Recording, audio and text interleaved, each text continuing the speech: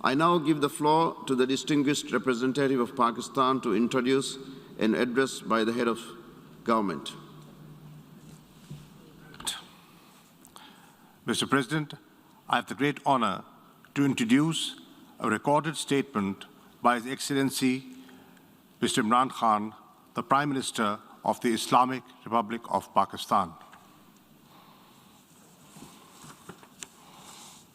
Bismillah ar-Rahman ar-Rahim. Iyaka na'budu wa iyaka nasta'in. Mr. President, I congratulate you on assuming the presidency of the 76th session of the General Assembly. I also wish to express appreciation for the significant achievements of your predecessor, Volkan Bozkır, who guided the Assembly skillfully under the difficult circumstances imposed by the COVID-19 pandemic.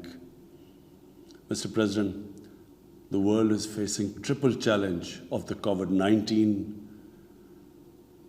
the accompanying economic crisis, and the threats posed by climate change.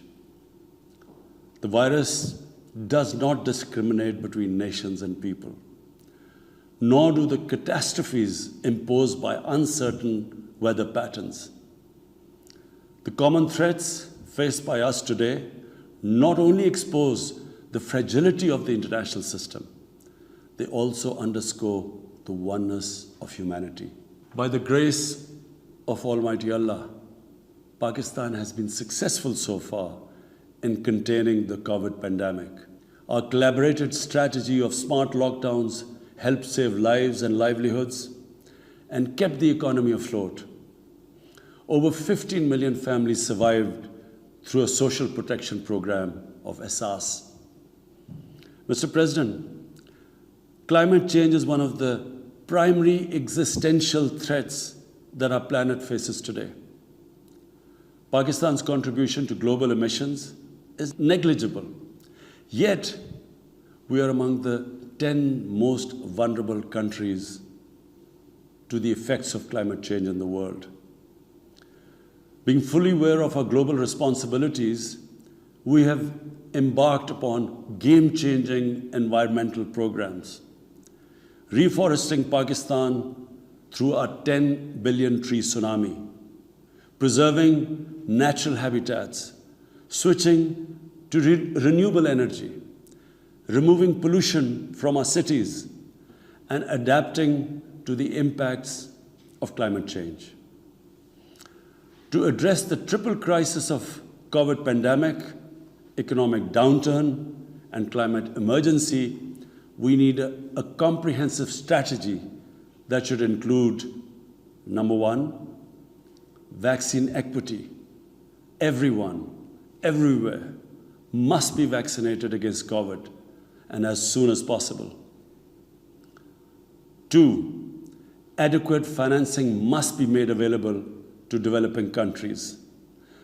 This can be ensured through comprehensive debt restructuring, expanded ODA, redistribution of unutilized SDRs, and allotment of a greater proportion of SDRs to developing countries. And finally, provision of climate finance. Three, we must adopt clear investment strategies which help alleviate poverty, promote job creation, build sustainable infrastructure, and of course, bridge the digital divide. I propose that the Secretary General convene an SDG summit in 2025 to review and accelerate implementation of sustainable development goals. Mr. President, because of the plunder of the developing world by their corrupt ruling elites, the gap between the rich and the poor countries is increasing at an alarming speed. Through this platform, I've been drawing the world's attention towards the scourge of illicit financial flows from developing countries. The Secretary General's high-level panel of financial accountability, transparency, and integrity called the FACTI panel has calculated that a staggering $7 trillion in stolen assets are parked in financial haven destinations. This organized theft and illegal transfer of assets has profound consequences for the developing nations. It depletes their already meager resources, accentuates the levels of poverty, especially when laundered money puts pressure on the currency and leads to its devaluation. At the current rate, when the FACTI panel estimates that $1 trillion every year is taken out of the developing world, there will be a mass exodus of economic migrants towards the richer nations. What the East India Company did to India, the crooked ruling elites are doing to the developing world, plundering the wealth and transferring it to Western capitals and offshore tax havens. And Mr. President, retrieving the stolen assets from the developed countries is impossible for poor nations. The rich countries have no incentives or compulsion to return this ill-gotten wealth. And this ill-gotten wealth belongs, remember, to the masses of the developing world. I foresee in the not-too-distant future, a time will come when the rich countries will be forced to build walls to keep out economic migrants from these poor countries. I fear a few wealthy islands in the sea of poverty will also turn into a global calamity like climate change. The General Assembly must take steps meaningfully to address this deeply disturbing and morally repugnant situation, naming and shaming the haven destinations and developing a comprehensive legal framework to halt and reverse the illicit financial flows are most critical actions to stop this great economic injustice. And at a minimum, the recommendations of the Secretary General's FACTI panel should be fully implemented. Mr. President, Islamophobia is another pernicious phenomenon that we all need to collectively combat. In the aftermath of the 9/11 terrorist attacks, terrorism has been associated with Islam by some quarters. This has increased the tendency of right-wing, xenophobic, and violent nationalist, extremists, and terrorist groups to target Muslims. The UN Global Counterterrorism Strategy has recognized these emerging threats. We hope the Secretary General's report will focus on these new threats of terrorism posed by Islamophobes and right-wing extremists. I call on the Secretary General to convene a global dialogue on countering the rise of Islamophobia. Our parallel efforts at the same time should be to promote interfaith harmony, and they should continue. Mr. President, the worst and most pervasive form of Islamophobia now rules India. The hate-filled Hindutva ideology propagated by the fascist RSS BJP regime has unleashed a reign of fear and violence against India's 200 million Muslim-strong community. Mob lynching by cow vigilantes, frequent pogroms such as the one in New Delhi last year, discriminatory citizenship laws to purge India of Muslims, and a campaign to destroy mosques across India and obliterate its Muslim heritage and history are all part of this criminal enterprise. New Delhi has also embarked on what it ominously calls the final solution for Jammu and Kashmir dispute. It has undertaken a series of illegal and unilateral measures in occupied Jammu and Kashmir since 5th August 2019. It has unleashed a reign of terror, by an occupation force of 900,000. It has jailed senior Kashmiri leadership, imposed a clampdown on media and internet, violently suppressed peaceful protest, abducted 13,000 young Kashmiris and tortured hundreds of them. It has extrajudicially killed hundreds of innocent Kashmiris in fake encounters and imposed collective punishments by destroying entire neighborhoods and villages. We had unveiled a detailed dossier on gross and systematic violations of human rights by the Indian security forces in occupied Jammu and Kashmir. This repression is accompanied by illegal efforts to change the demographic structure of the occupied territory and transform it from a Muslim majority into a Muslim minority. Indian actions violate the resolutions of the United Nations Security Council on Jammu and Kashmir. They clearly prescribe, the resolutions clearly prescribe that the final disposition of the disputed territory should be decided by its people through a free and impartial plebiscite held under the UN auspices.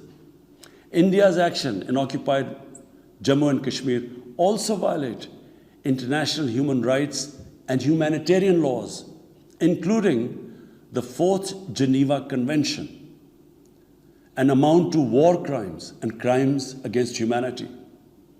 It is unfortunate, very unfortunate, that the world's approach to violations of human rights lack even-handedness and even are selective. Geopolitical considerations or corporate interests, commercial interests, often compel major powers to overlook the transgressions of their affiliated countries. Such double standards, and the most glaring in case of India, where this RSS BJP regime is being allowed to get away with human rights abuses with complete immunity. The most recent example of Indian barbarity was the forcible snatching of the mortal remains of the great Kashmiri leader, Sayyid Ali Shah Gilani, from his family, denying him a proper Islamic funeral and burial in accordance with his wishes and the Muslim tradition. Devoid of any legal or moral sanction, this action has been against the basic norms of human decency. I call on this General Assembly to demand that Sayyid Gilani's mortal remains be allowed to be buried in the cemetery of martyrs with the appropriate Islamic rites. Mr. President, Pakistan desires peace with India as with all its neighbors. But sustainable peace in South Asia is contingent upon resolution of the Jammu and Kashmir dispute in accordance with the relevant United Nations Security Council resolutions and the wishes of the Kashmiri people. Last February, we reaffirmed the 2003 ceasefire understanding along the line of control. The hope was that it would lead to a rethink of the strategy in Delhi. Sadly, the BJP government has intensified repression in Kashmir and continues to vitiate the environment by these barbaric acts.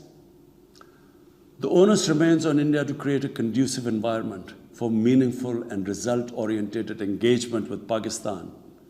And for that, it must do, number one, reverse its unilateral and illegal measures instituted since 5th August 2019.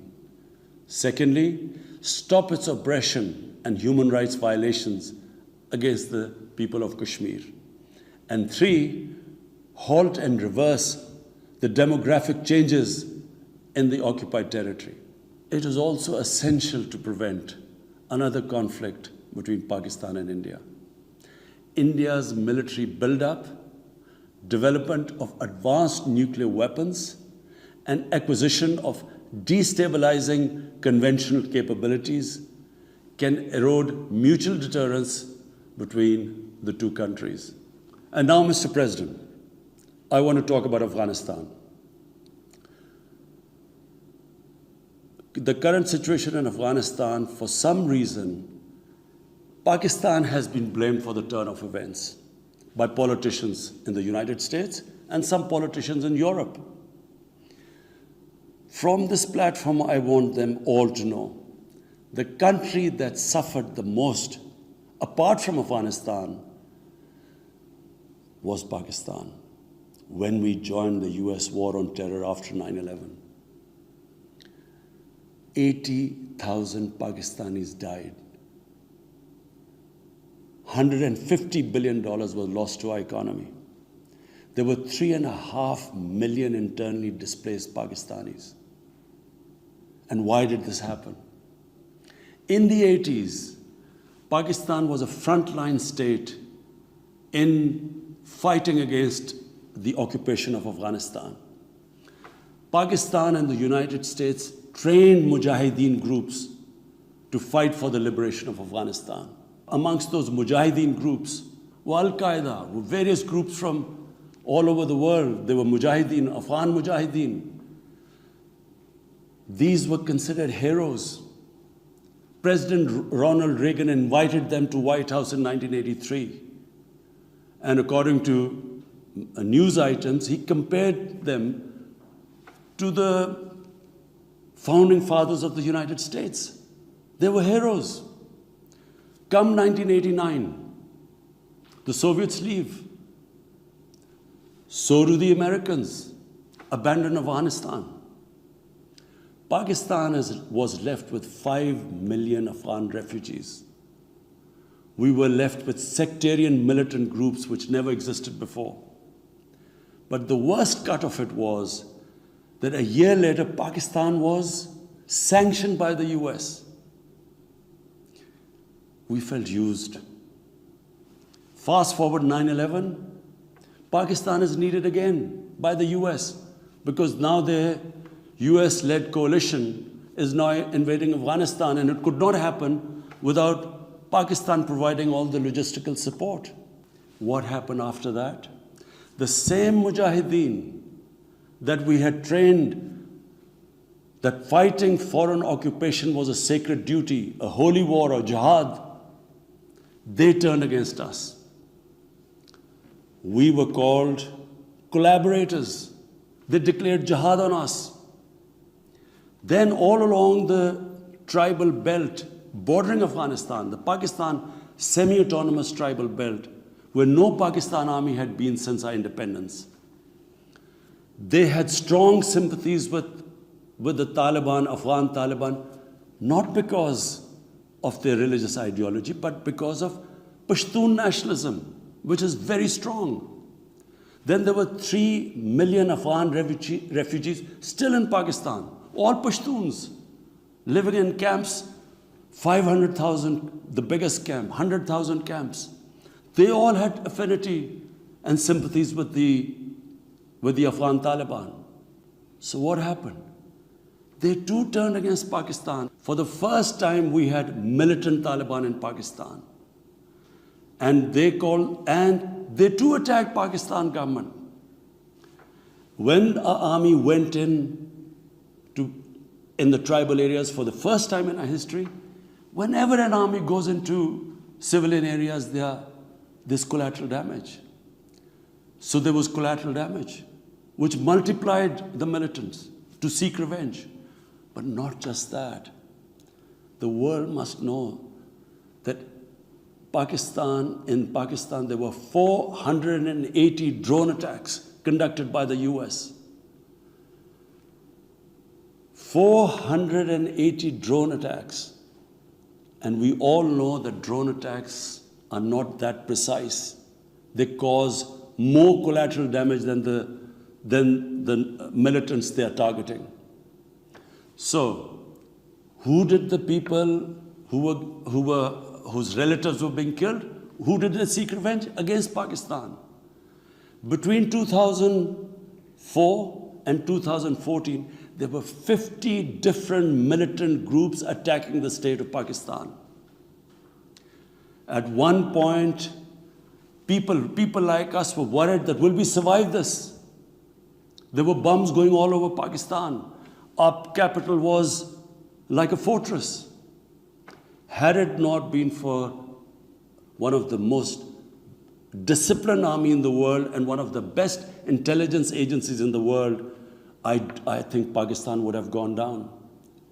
So when we hear this at the end, there's a lot of worry about in the US about taking care of the people who helped them, the interpreters and everyone who helped the US. What about us? The only reason we suffered so much was because we became an ally of the US, of the coalition in the war against Afghanistan, where there were attacks being conducted from Afghan soil into Pakistan. At least there should have been a word of appreciation. But rather than appreciation, imagine how we feel when we are blamed for the turn of events in Afghanistan. After 2006, it became apparent to everyone who understood Afghanistan's history that there would be no military solution in Afghanistan. I went to the US, I spoke to think tanks, I met at the time Senator Biden, Senator John Kerry, Senator Harry Reid. I tried to explain to them that there would not be any military solution and political settlement was the way to go forward. No one understood then. And unfortunately, in trying to force a military solution is where US went wrong. And if today,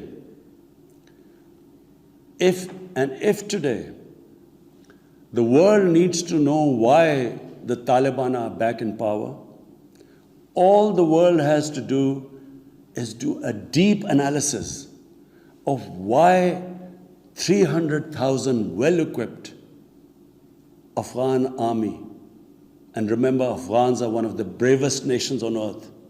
Why did this 300,000 Afghan army give up without a fight? The moment a deep analysis of this is done, the world would know why the Taliban are back in power, and it's not because of Pakistan. So, Mr. President, right now, the whole world community should think, what is the way ahead? There are two paths we can take.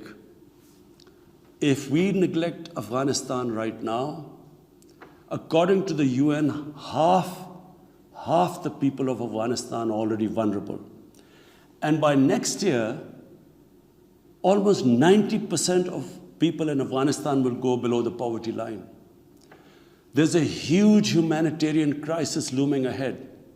And this will have serious repercussions, not just for the neighbors of Afghanistan, but it will have repercussions everywhere if a destabilized, a chaotic Afghanistan again becomes a safe haven for international terrorists. The reason why the US came to Afghanistan in the first place. So therefore, there is only one way to go. We must strengthen this current government, stabilize it, for the sake of the people of Afghanistan. What have the Taliban promised? They will respect human rights. They will have an inclusive government. They will not allow this soil to be used by terrorists. And they have given amnesty. Now, if the world community incentivizes them, encourages them to walk this talk, it will be a win-win situation for everyone. Because these are the four things that in Doha, when the US was talking to the Taliban, these were the conditions the dialogue was all about. So if the world can incentivize them to go this direction, then after all, this 20-year of presence, of coalition presence in Afghanistan would not be wasted, because Afghan soil would not be used for international terrorism. So I end my talk, Mr. President, by urging everyone that this is a critical time for Afghanistan. You cannot waste time. Help is needed there. Humanitarian assistance has to be given there immediately. And the Secretary General of the United Nations has taken bold steps I urge you to mobilize the international community and move in this direction. Thank you.